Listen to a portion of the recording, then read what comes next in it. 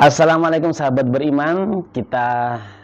Hari ini kita coba kupas tentang sholat. Karena sholat itu sangat penting, merupakan wujud syukur ya. Inna a'toinakal kautsar fasholli lirabbika wanhar. Allah udah ngasih banyak nikmat kepada kita, kesehatan, kekuatan, perasaan. Maka fasholli lirabbika, maka sholatlah kepada Rabb kita. Ada juga sholat itu inna sholata tanha anil faksai wal munkar ya. Itu juga luar biasa. Sholat itu mencegah perbuatan keji dan mungkar. Jadi seharusnya sholat itu bisa mencegah perbuatan yang keji dan mungkar ya. Faksha wal munkar. Faksha itu keji, mungkar itu yang diingkari hati. Kebohongan itu kan diingkari hati. Kemudian juga ada perintah sholat, wa aqimus sholata lidzikri. Sholatlah kita untuk mengingatku, kata Allah. Jadi cara mengingat Allah itu antara dengan sholat.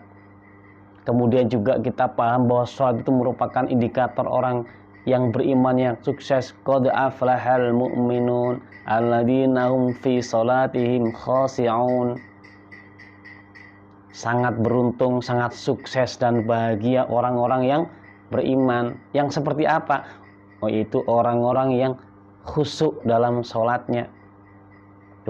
Itu adalah merupakan indikator kesuksesan ya orang yang beriman. Nah, sekarang kita akan membahas tentang takbiratul ihram. Takbiratul ihram ya. Kita tahu ya, takbiratul ihram itu mengangkat tangan ya saat kita menghadap kiblat. Dalam pandangan kitab Fathul Mu'in karangan Zainuddin Al-Malibari disampaikan adalah takbiratul ihram itu merupakan yuharrimu alaihi bihi makana halalan lahu qablahu min mufsidatis shalah. Jadi takbiratul ihram itu adalah merupakan sesuatu mengharamkan sesuatu yang dihalalkan sebelumnya. Maksudnya sebelum sholat. Dimaksudkan agar tidak menjadikan sholat itu rusak. Contoh kita pada saat sebelum sholat itu kita makan, minum halal, nggak apa-apa gitu. Pada saat sholat itu menurut pendapat Syekh Zainuddin Al-Malibari ini adalah diharamkan, dihentikan. Karena dimaksudkan agar jangan sampai merusak sholat. Jadi menurut pendapat beliau takbiratul ihram itu adalah seperti itu. Jadi mengharamkan sesuatu. Nah, mengharamkan di sini maksudnya adalah dalam konteks menghentikan, tidak memperbolehkan lagi agar tidak merusak sholat. Nah, pendapat ini benar apa bagaimana? Silakan diberikan komentar ya. Ada pandangan lagi dari seorang yang hari ini menulis terapi sholat bahagia. Beliau menyampaikan, yaitu Profesor Ali Aziz ya, M. Ali Aziz menyampaikan bahwa takbiratul ihram itu dilakukan dengan menghadapkan kedua telapak tangan ke arah Ka'bah, sedangkan bagian luarnya membelakangi dunia. Ini dari buku terapi sholat bahagia. Kemudian juga dimaksudkan, beliau juga mengutip bahwa menurut Khalid Abu Sadi ya, ini disampaikan takbir menghapus dua virus. Nah, takbir itu menghapus dua virus.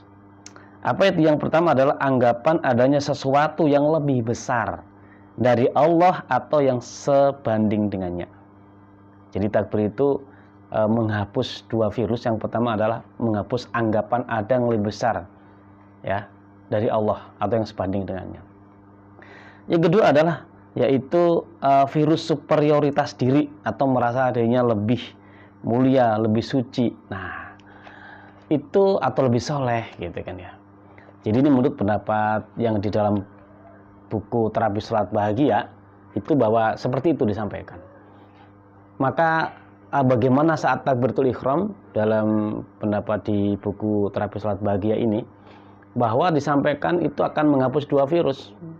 Anggapan kita ini adalah lebih gitu kan ya, atau anggapan kita ini lebih suci gitu kan, superioritas diri tadi itu.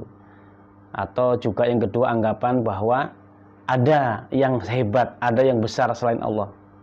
Jadi dua itu dalam takbiratul ihram itu dihapus gitu. Kalau pendapat dari terapi sholat bahagia.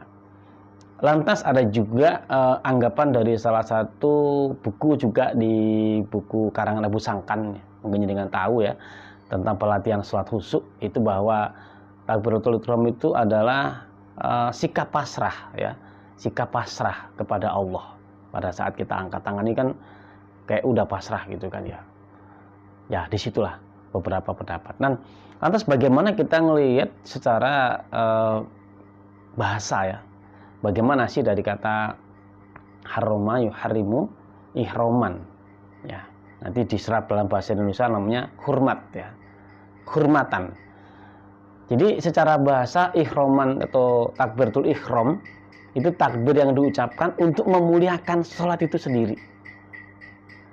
Lantas bagaimana dengan kata haram yang tadi disampaikan oleh Syekh Zainuddin Al-Malibari dalam konteks haram tadi itu? Secara bahasa ihram itu memuliakan sholat itu sendiri.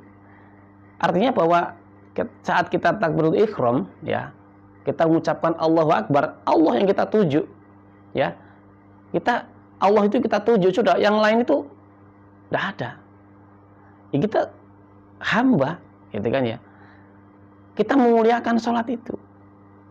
Nah, disinilah pentingnya kita belajar ya, agar kita paham ya kenapa sih kita takbiratul ihram.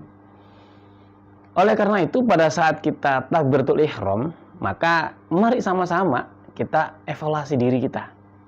Ya. Karena pada saat kita sudah Allahu Akbar, jangan merasa mulia di hadapan Allah, jangan merasa besar di hadapan Allah, jangan merasa kita soleh juga di hadapan Allah, jangan merasa suci di hadapan Allah. Kita ini pendosa.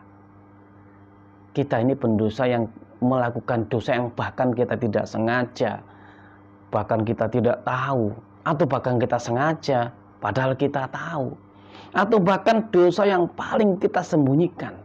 Ketika Allahu Akbar, udah kayak kebuka tuh aib kita di hadapan Allah, malunya luar biasa. Maka disinilah pada saat Allahu Akbar, superioritas diri no. Allahu Akbar, anggapan Allah ya, anggapan selain Allah besar itu tidak ada lagi. Kita memuliakan sholat kita dengan takbiratul ihram. Hanya Allah yang kita tuju. Kita menghadap kiblat, menghadap Baitullah. Nah, baik, mari kita evaluasi sama-sama takbiratul ihram kita. Sudahkah berdampak dalam kehidupan kita, atau masih sombongkah kita? Sebagaimana juga dulu makhluk-makhluk yang terdahulu yang sombong dikeluarkan dari surga karena kesombongan. Kita naudzubillah min dzalik. Kita hamba Allah yang mari istiqomah menyembah Allah saja, karena Allah Maha Besar, karena Allah Maha Kuat. Semoga berdampak, bermanfaat. Assalamualaikum.